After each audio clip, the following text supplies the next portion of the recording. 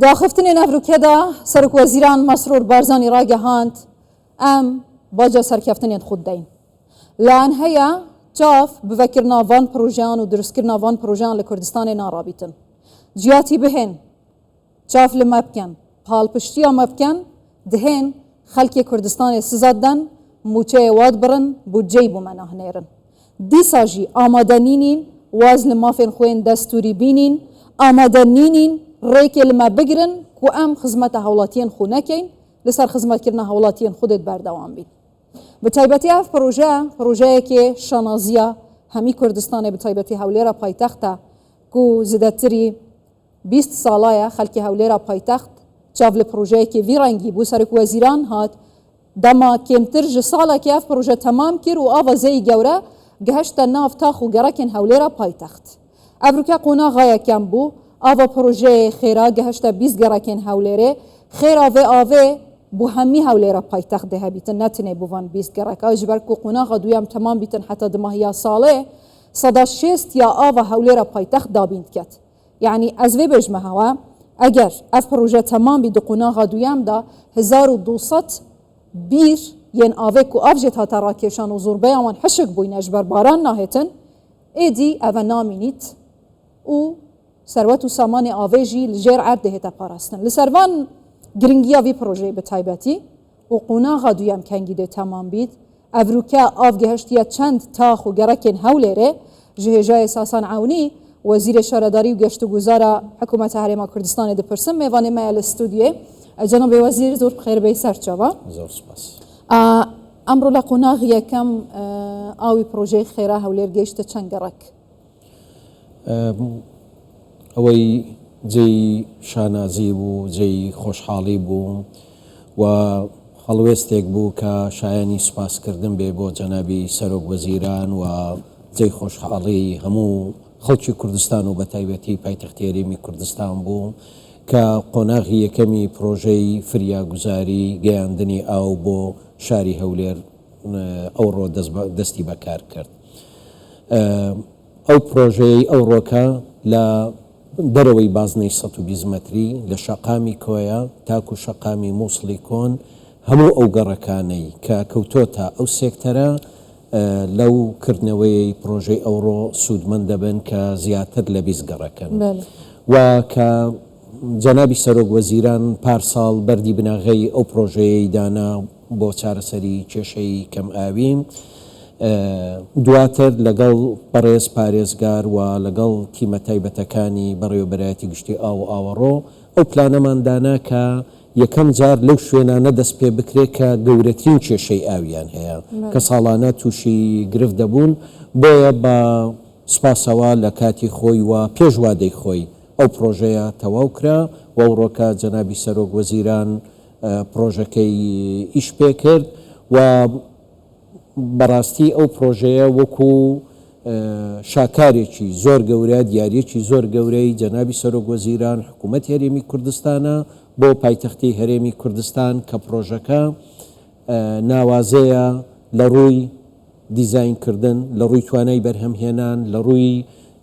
کاتی تەواوبوونی پرۆژەکە و هەروەها دواتریش لە ڕووی ئیش پێکردنەوە کە ڕۆژانە 480,000 مەتر سێجا ئاو بە تەواوبوونی بەرهەم دەهێنی و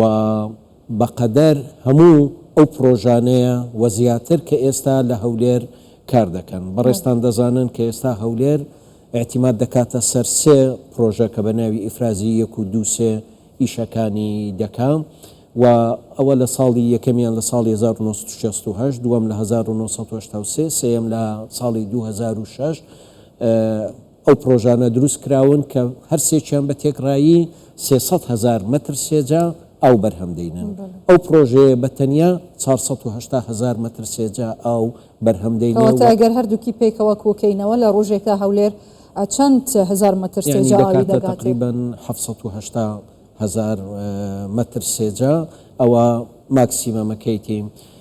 لێە بە دڵنیاییەوە وەکو بەڕێزی شت تازە ئیشارەتت پێدا زیاتر لە 1370 بیر بە تەواوبوونی ئەو پرۆژەیە دادەخرێن کە ئەوەش دەست پێوەگرتنێکی زۆری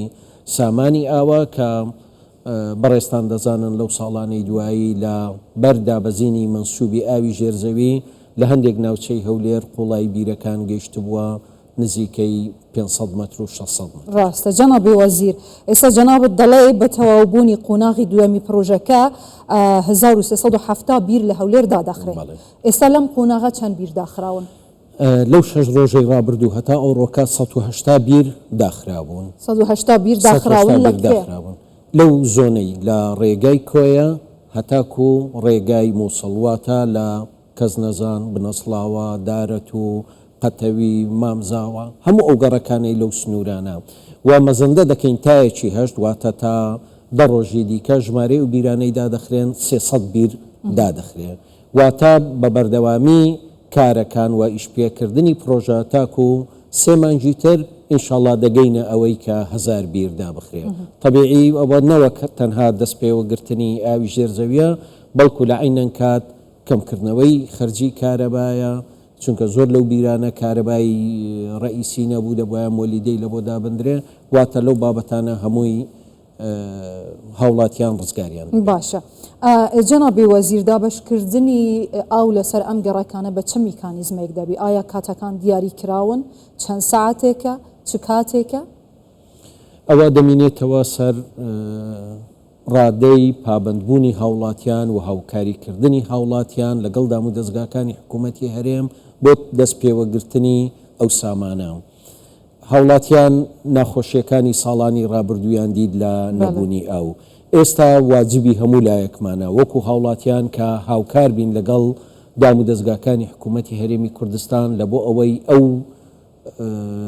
پرۆژەیە بەردەوام بێ و بتوانای کەفاەتی خۆی ئیش بکە ئەویش ئەوەیە دەست بە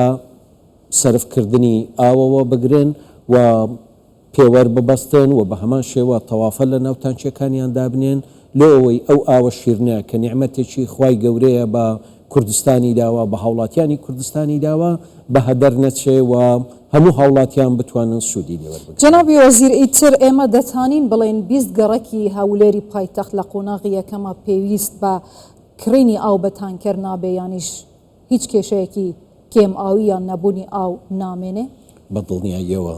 ئەو پرۆژەیە لە بۆ هەموو شاری هەولێرە نەوەک تەنها لە بۆ ئەو 20 گەڕەکە و لە قۆناغی یەکەم لەو 2 هەفتەی ڕابردوو بەردەوام ئەو بۆڕیانە تێستی لەسەر بوو ئاو لە بۆ گەڕەکەکان تێستی لەسەر بوو و لەوانەیە ماوەی 2 مانگێکمان دەوێ هەتا جۆرێک لە هاوسەنگی لە ناو سەرجەم تۆڕەکان دروست دەبێت لەوانەیە لە نەتیجەی زەختی ئاو قفلێک لە جەیەک دەشتێ بۆڕیەک لە جەیەک دەتەقی بەو شێوانە یعنی هەتا چا دەکرێتەوە و تەواو پرۆژەکە لەگەڵ ئەو زەختە لێ ڕادێ کە لە مەرکەزی ڕئیسیەوە دەبیتن ئەوە بە دڵنیاییەوە لەو 20 گەڕەکە هیچ کێشەیەکی ئاو نیە و پێم وایە لە ئێستاوە ئەو کێشەیە نەما. باشە لە بۆ شارەکانی دی کوردستان هیچ پرۆژەیەکی ئەوها پلانێکی ئەوهاتان هەیە؟ دیدگای جەنابی سەرۆک وەزیران لە بۆ پرسی ئاو دیدگایەکی استراتیژیە و سەرتاسەریە بۆ هەموو کوردستان و نەوەک تەنها ئەو پرۆژەیە بۆ شاری هەولێر بەڵکو پارساڵ هەمان پرۆژە و بە هەمان قەبارە و دیزاین لە بۆ شاری چەمچەماڵ کە بە پرۆژەی ئاوی گۆفتەپە چەمچەماڵ و گوند و کۆمەڵگەکانی دەوروبەری ناسراوە بەردی بناغی دانرا و ئێستا کارەکانی کەوتۆتا قۆناغێکی زۆر پێشکەوتوو بە هەمان شێوە هەر لە دەوروبەری هەولێر لە قوشتەپەش ئەو گرفتە هەبوو هەر پارساڵ بەردی بناغی پرۆژەی ئاوی قوشتەپە دانرا و ئێستا ئەویش قۆناغی زۆر باشی بڕیوە پرۆژەی ئاوی ئاکرێمان هەبوو کە ساڵانێکی زۆر بوو لە دەست هەندێک گرفت دەیناڵاند بە تەداخلی ڕاستەوخۆی جەنابی سەرۆک وەزیران لەگەڵ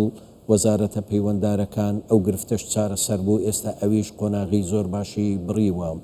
و بەردەوام بابەتی باتیفاش ئەوانیش کێشەیەکی گەوریان هەبوو ئەوانیش ئەویش چارەسەر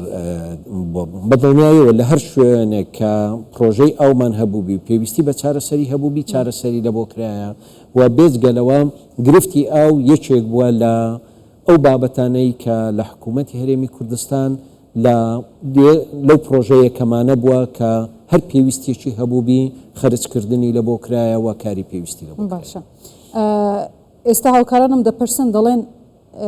لە قوناغی یەکەمی ئەم پرۆژەیە ئەو گەیشتە ئەم هەموو گەڕەکانەی کە جەنابەت باسی لێوە کرد ئەمڕۆکە بەڵێ بەڵێ کاتەکە چەند بوو کاتەکە چەند بوو ینی لە بۆ هەموو گەڕەکێک هەر گەڕەکێک چەند ساعت ئاوی لە بڕۆیش ئەوجا دەکرێت و تەفاسیلە دواتر لەگەڵ مدیریەی ئاوی هەولێر لەگەڵ بەڕێوەبەرایەتی ئاوی هەولێر ئەو تەفاسیلانە باز بکرێت چەند سەعاتە چۆنە و بە چ شێوازێکە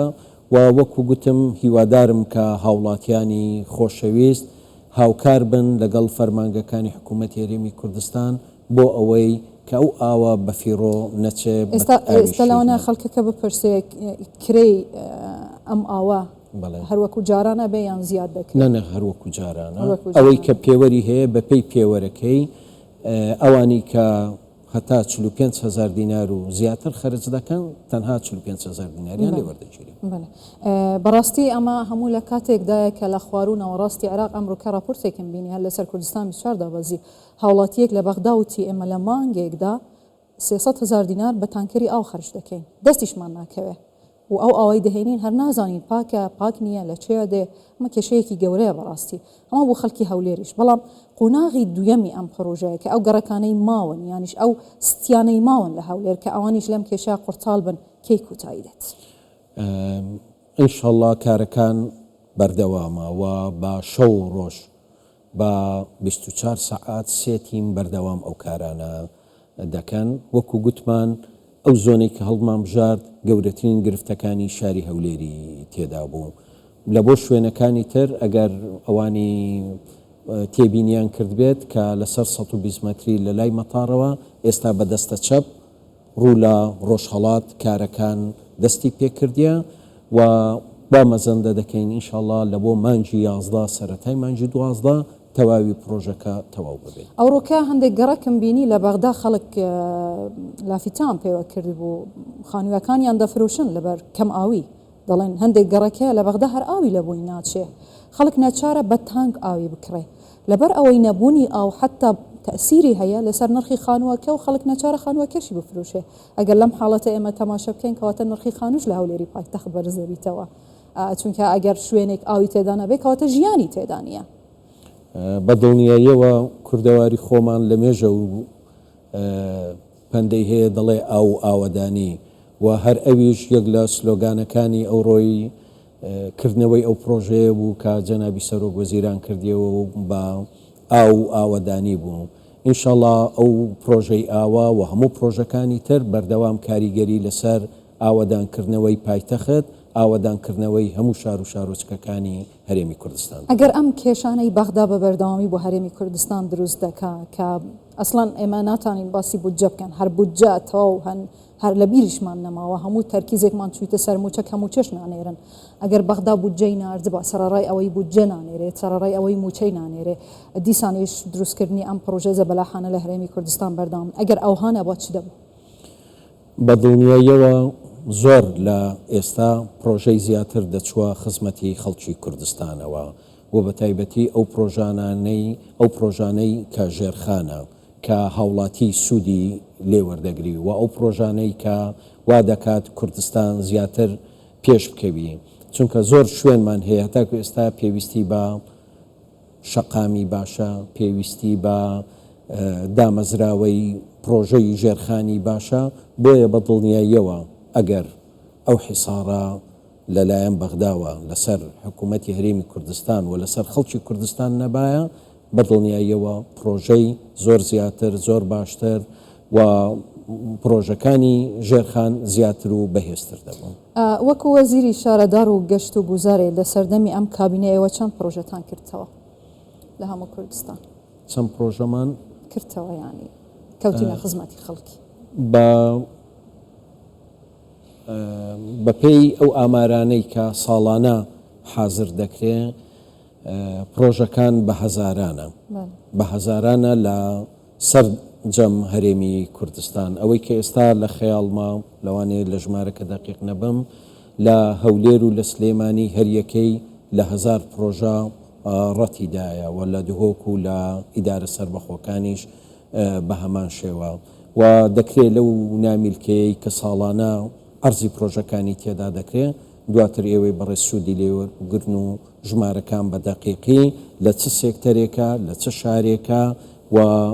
گژمەی تێچووەکەی چەندە و کۆی پرۆژەکانیش چەندە. گەلێک سپاسیەتت کەم هێژای ئێستا ناونی وەزیرە شارەدار و گەشت و گوزارە حکوومەتە هەرێما کوردستانی زۆر بەخێر بێ جەنابی وەزیر زۆر سپاس. سەرکەوتوو بن.